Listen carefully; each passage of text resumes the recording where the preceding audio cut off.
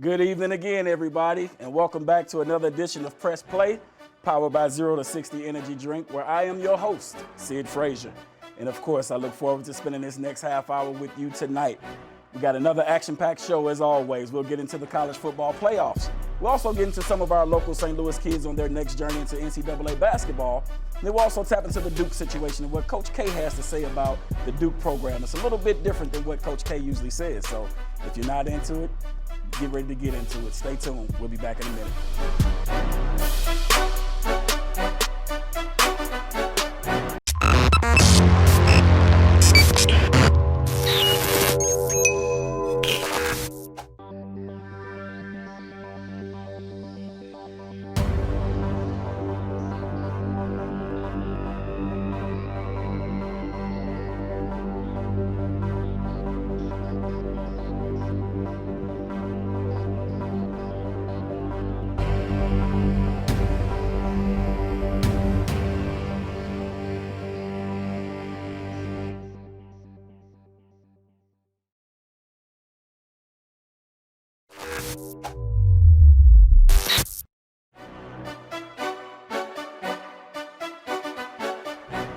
And welcome back to Press Play, where again I'm your host, Sid Frazier.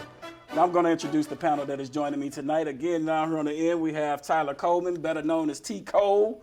He's in the house with us tonight. T. Cole, you ready to get it going? Come on now, let's get to it, baby. Another awesome show lined up for the people.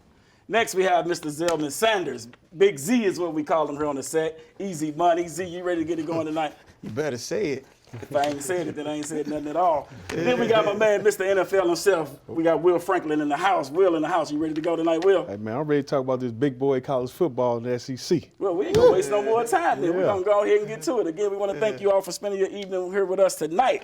First up on the agenda, guys, we got the college football. We know that the college football rankings are coming out tonight. I don't believe that it'll be much shakeup between 1 through 4. But to be honest with you, I got some problems with 1 through 4. The world is ready to say that 1 through 4 is what it is. I got to beg to differ a little bit. We know that Alabama is 1 at the moment. Then we got Notre Dame at 2. Yeah. I like that Notre Dame at number 2, even though I'm not a Notre Dame fan, but we got a St. Louis kid up in Notre Dame who's really wrecking shop. Kyron Williams out of Beyond wrecking shop up there right now. Then number 3, we got Ohio State. I got some question marks about Ohio State, but we'll get into that, followed by Clemson at 4. So what do you guys think about this year's college football playoffs with the top 4 rankings? Let's start there. What do you think about the top 4 rankings? Let's start with you, Z. What do you think about the top 4 rankings? Is it legit? Do you see any problems with it? Come on with it. That's all I got to say. I'm riding with the Big Ten. Maybe I'm biased, but I like Ohio State talent. I'm really loving Clemson because I don't think Notre Dame would have beat them if Trevor Lawrence was playing. You know what? It's funny that you say that. Even though Trevor Lawrence didn't play, they had a stellar game from their quarterback that day. They didn't fall off because of the quarterback position. Yes. So I'm going to ask you, Will. He say Buckeyes. My question is, the Buckeyes have played 5 games. Mm-hmm. They're going up against teams that have, you got Alabama at 10-0, you got Notre Dame at 10-0, you got Clemson at 9-1. But then you also got that Texas A&M team that's lurking behind there. They got 7 wins on their way to 8 wins. What do you think about Ohio State justifies them in their position to be, I guess, allowed to be in the top 4, knowing that they've only played half the schedule that everybody else has played? And that's the shaky part about all these things, man. Right now, the Big Ten and the Pac-12 is their conferences are not strong right now. With them getting a late start the way that they did, I really don't see how they are picking them over Texas A&M. No matter how good their roster looks, the games that's been played, how A&M looks in a big power conference, SEC is the big boy. That's Sunday football. Always have been, always will be. I'm not buying Ohio State right now. They're playing Northwest in a Big Ten championship.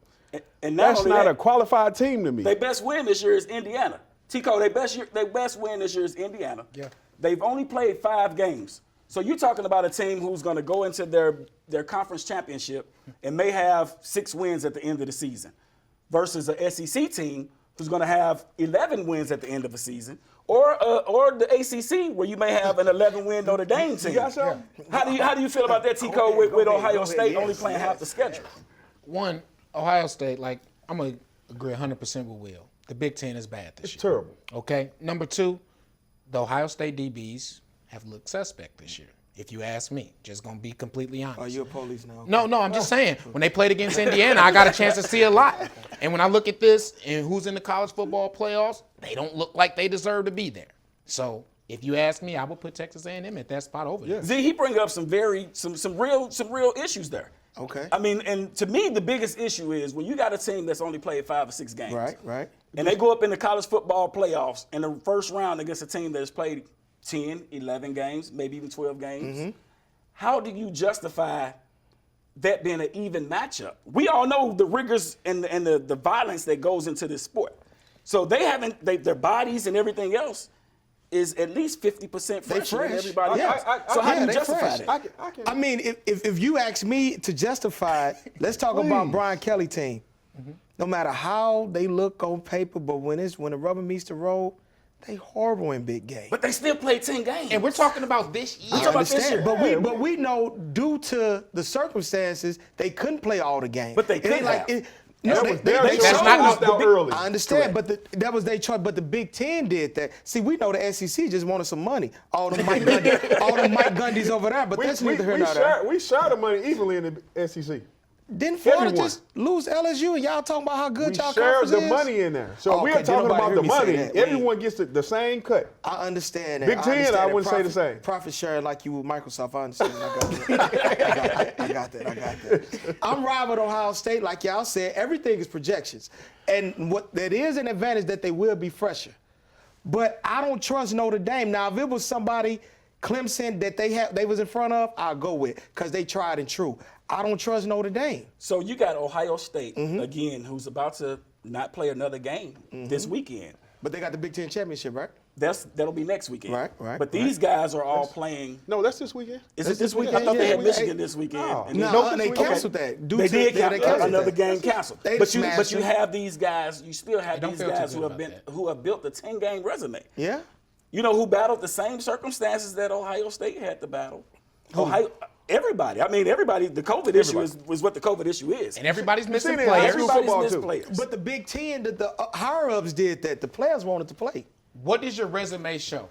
Thank What you. is a Who have quality? they beat? Who? Come on now, That's talk what I to want to me. know. Who have they beat that's Ohio worthy of State is something? just Ohio State. No, at the end that's of the not day. what we. We can't go. You can't go with this. Here's the thing. Can't go with We that, can't. dog. The listening. days of being able to simply go off reputation, if you In ask me, history. should be behind you because we have too many opportunities to build our resume. With the last closing minutes, I'm gonna give each one of y'all about 10 seconds. Tell me who you got and why. Tico, I'm gonna start with you. Who you got in the college football playoffs and why? Man, I got Alabama, I got Notre Dame, I got Clemson, and I'm gonna go with Texas A&M. Winning it all, who do you got and I why? got Bama, hands down. Z, who you got? Buckeye. Will? I'm staying in the SEC, man. I'm staying with Alabama. I like the Alabama pick. I do think that if Clemson have an opportunity to get in and to win that first round, if Clemson beats Notre Dame, I think they'll leapfrog Ohio State, and I think it become a whole different ball game. But I like Roll Tide. I like them to get it done, and I believe that that's what's going to happen this year. We're going to have to take a break right now, fellas. We're going to pick up on the other side of the break. Just want to say again, thank you all for being with us tonight on Press Play. Stay tuned. We'll be back in a minute.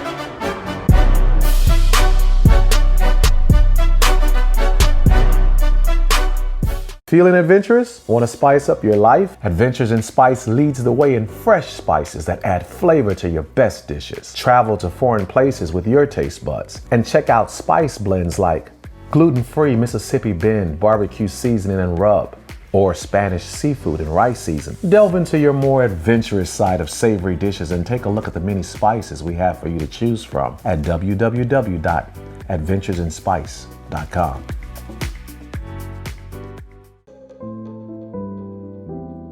Hello, I'm Simeon the Mortgage Man with Bank Midwest Mortgage. I have over 20 years of experience as a mortgage banker, and our state-of-the-art secure online mortgage center allows you to conveniently submit your application and documents online. Call me now at 314-485-9838 or apply online at simeonthemortgageman.com. Allow our family to help your family reach your goal of home ownership. Simeon the Mortgage Man with Bank Midwest Mortgage.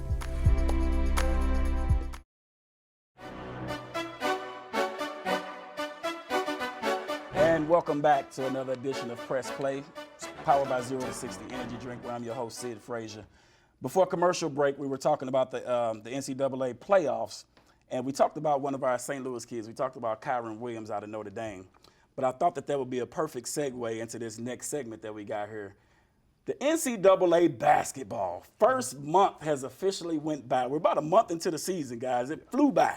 Yeah. I'm ready to give out some report cards. My son just came home from college the other day. I want to see a report card. I'm ready to give out some report cards. Yeah. We got a lot of St. Louis kids that are doing their thing on the next level. Some dreams have came true in a lot of these young men's lives.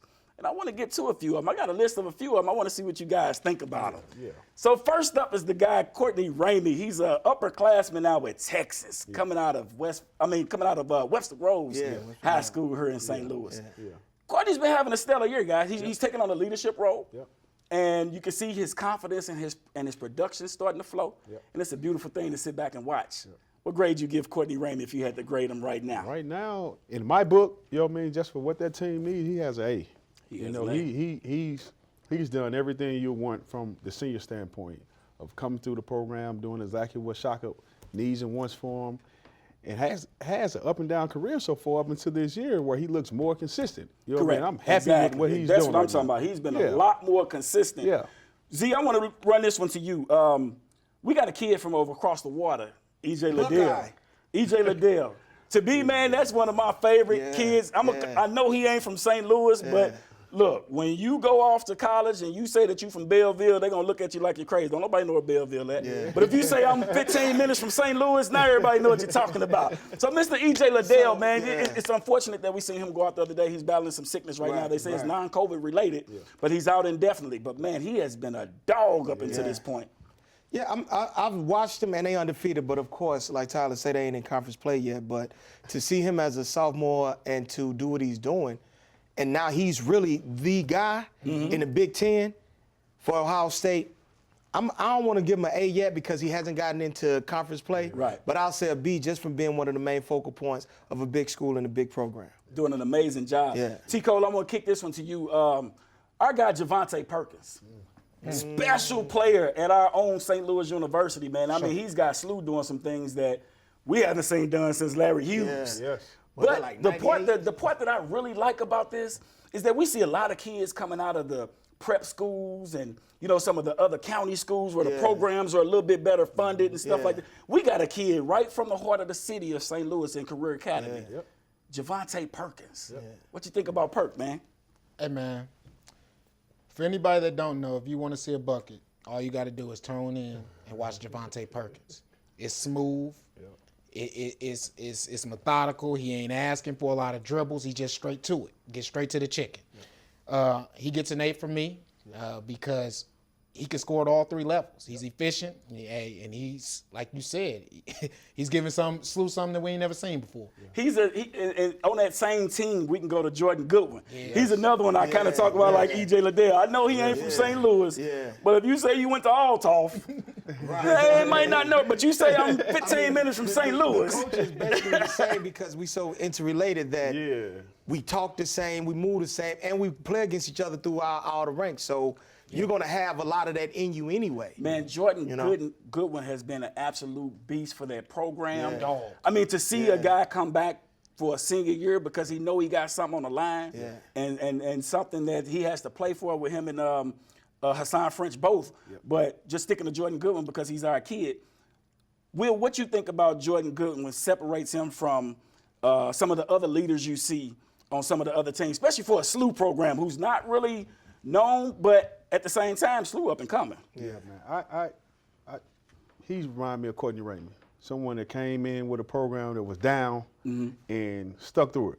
Right. You know what I mean? And see him just being a dog, the kid been a dog since I've seen him years ago. Nasty. You know what I mean? When he was in middle school, the kid been a dog. So to see him finally get rewarded for his play and, you know, become one of the all-time guys on the SLU list, that says a lot about his work ethic. Right. You know what I mean? Right, that's what I commend with any athlete. When you can produce at a school and give the school the window that he's giving SLU right now, because SLU was not talked about. They weren't talked about. They wasn't talked about. So now to be in a category to where they are talking about SLU winning the conference. Yeah. You know what I mean? Changes everything. It's kids like that make the program. Yep. It's not the stars. It's Right. dog kids like that make programs. Right. So, man, I'm that kid there. You know what I'm saying? I've been a fan. I'm gonna stay a fan. You can't say enough about it. I mean, we Yeah. can stay with the SLU program. We know we got Yuri Collins, who came out of St. Mary's, Yep. who we've seen grow up right before our eyes just in his second year. Yep. But Mark Smith, the transfer up in Mizzou, who transferred from Illinois, come out of Edwardsville. We've seen Mark Smith grow up a little bit too. Yes. You know, become a great shooter, even playing defense now. Yeah. Z, what you think about Mark Smith, what he brings to that Mizzou program? I think when you start talking about, like you said, how he flipped and you got Konzo, which is a Metro East native. Exactly. It shows, you know, like, well, if I can get you here, the mindset, they taking on the mindset of their coach. So I see a lot of them flipping and local kids dealing with coaches, even though I don't know if a lot of people know that Konzo is from the area, but to flip them, you got to go with a guy like that because he's going to give his all every day. Okay. I'm going to end on a layup. T-Co, I'm going to give you this one. Mr. Ryan Kalkbrenner. Yeah. We know he came out of Trinity. He's up at Creighton. Creighton is a school up in Omaha, Nebraska, who's not good, getting too. a lot of pub, but they are ranked number 9 in the country. I'm going to end you on the layup. What you think about Ryan, and what do you see from him that you expect to see get even better as you grow on, with him only being a freshman right now? Yeah, I'm actually impressed with the amount of time he's played early. He's always been a guy that's a project, going to keep developing. But one of the things that's been cool to see is him being able to transition and still be good on the defensive end. He struggled a little bit last night, but I think that's some freshman rust. But I think he'll keep improving, and I'm looking forward to seeing what Mr. Kalkbrenner can put together. And that's going to come and go as freshmen. And I know we got a host of other kids that we didn't get to, like Jericho Hams up at North Carolina State, and also Caleb Love at North Carolina. Caleb's going through some growing pains right now, but we know the pedigree that he brings. We know the coaching background that he comes from, and we just look forward to his maturation, process to continue too. So again, we want to give a big shout out to all our St. Louis kids. We see what you're doing. We're inspired by what you're doing, and little do you know, you're inspiring all those 7th and 8th graders that are coming behind you. Keep doing what you're doing. We ask you all, keep doing what you're doing. Stay tuned to Press Play. We'll be back in 1 minute. Do not turn that channel.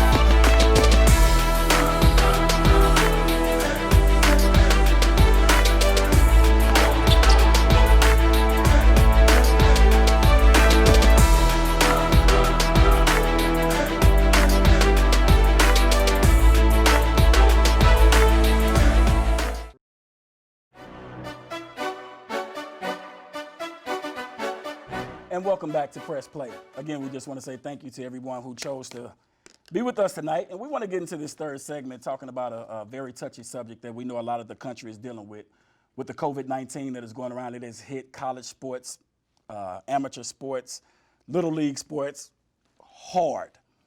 But the Blue Bloods in NCAA basketball, we're going to put Duke at the top of that because that's the one that's made the loudest statement so far, has made a conscious decision to cancel the remainder of their non-conference schedule. Now, we know that Coach K is a very meticulous guy. Everything he's done is very well thought out. Right. But it seemed like a spur-of-the-moment decision.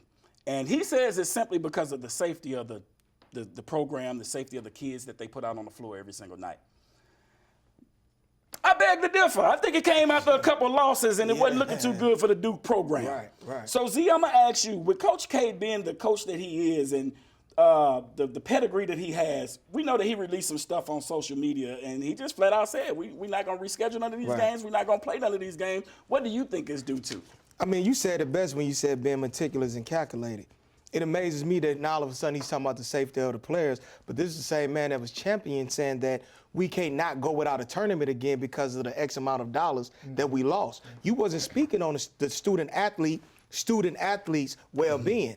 Now it takes that you lose to Illinois, you lose to Michigan State non-conference games, but you know these are the schools too that's jockeying for the same players that you want because you get a lot of them from the Chicago area and the Midwest and are doing a lot of it. So now if we beat you at home. Now it's like, whoa, Right. we can go here. Our family can get here faster. We can have the same thing, and we can beat you.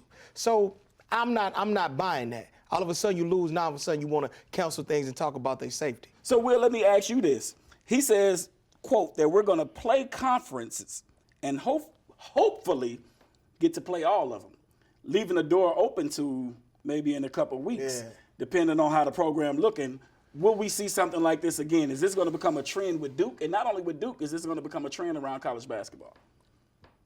You can't predict COVID, so with that statement, I believe he's speaking on if we can play the game, we'll play the game. But, as we see in college football, you're week to week. These teams are getting tested with rapid tested 3 times a week, so you don't know if you're going to make it to that next game. And with how college basketball is played, they every 2 days, every 3 days, Conference play is definitely going to tune up a little bit more.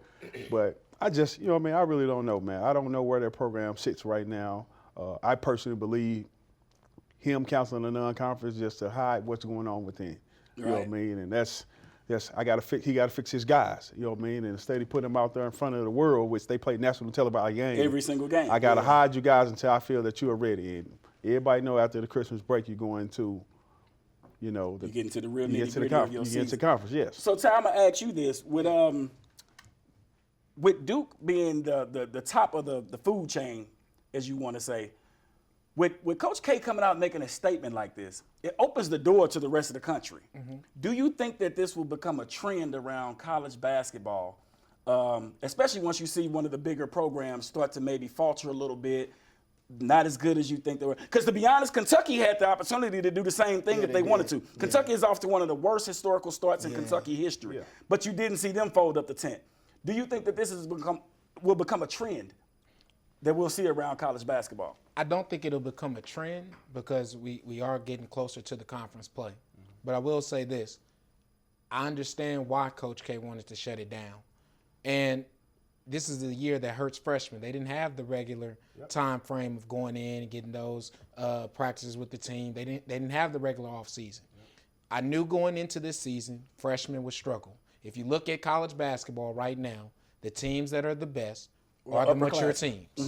And I think for that he knows they didn't have the proper timing. He has a whole new group of guys, and I don't know if you guys seen, but Jalen Johnson just got shut down. And that was their starting point guard. So I think he understands and knows, hey, we got to get some things fixed like Will was saying. I understand that, but again, we can go back to Kentucky. Kentucky is full of freshmen, and they're faced with the same obstacles that the University of Duke is faced with. Now, I'm not saying that COVID has hit that program, but we know that that's a program who's highly televised, national television audience every single night, but you did not see them fold up the tent. Coach Calipari has still got them guys out there willing and ready to play. He's been through that of recent, and he know how to stick with it. This kind of new to Coach K in recent, so I don't think he know how to take it. COVID is new to everybody. But I'm talking about him losing in Cameron Indoor Stadium. Like that don't happen. It goes back to your conference leaders too. Duke is no different than North Carolina in the conference. They are the alpha males of them conferences. Correct. In the SEC, yes, basketball-wise, Kentucky's been who they are. But that conference don't just allow one team to speak for them. You know what I mean? Duke can speak for ACC school because they run the ACC. You know what I mean? You talking about North Carolina? Williams will agree with that? Oh, man. I really do. That's the lay of the land when it comes to that. Exactly. From how I'm looking at it, like, hey, man, Kentucky can't say those things. I think the part that I'm concerned with, though, is that with Coach K having the power that he has, and influence, the influence that he has, what happens when come January? Now the kids done went home for winter break. Everybody's back. What happens in January when somebody gets off to a rough start, and now they can use that out to say, well, we're going to shut down the program for a couple weeks because, if you got a Alabama who want to shut down a couple weeks because they know that they got Kentucky coming up, they got somebody else from the SEC coming up, and we just want to shut it down for a couple weeks just to avoid those kind of games. If it was me as a coach or a player, I'd jump at the opportunity to be seen and to go at all. If you want to shut down, shut down. We trying to build our program to be like a Duke, so I don't think they have the luxury to shut down like Duke. So I'll go even harder. Nobody else has that luxury. Nobody else has that luxury. And the only thing that's frustrating about Coach K's comments, I'm not mad that he wanted to do it because of COVID. is because you were very, very loud about we can't go 2 years because of the money aspect. Right. Yeah. That's the only reason that I struggle with. You know what I'm saying? Well, we know that money is always going to run each and every one of these programs and each and every one of these programs' decisions. Yep. The part that, again, that I must say that I'm a little bit leery of is the fact that you got a guy who's the top of a chain of a blue blood university that are making these decisions that can impact not only just the blue bloods, but it can impact the lower levels as well. Yeah. And we're going to close it out on that segment there, guys. I appreciate you all for being with us and y'all input. no doubt. And again, to y'all viewing audience, we want to thank you all again for being with Press Play tonight. No other place that we would rather be than to be with you. And if you missed something that we said, and you just flat out can't believe that we said it, rewind the tape back and press play. We'll see you all tomorrow night.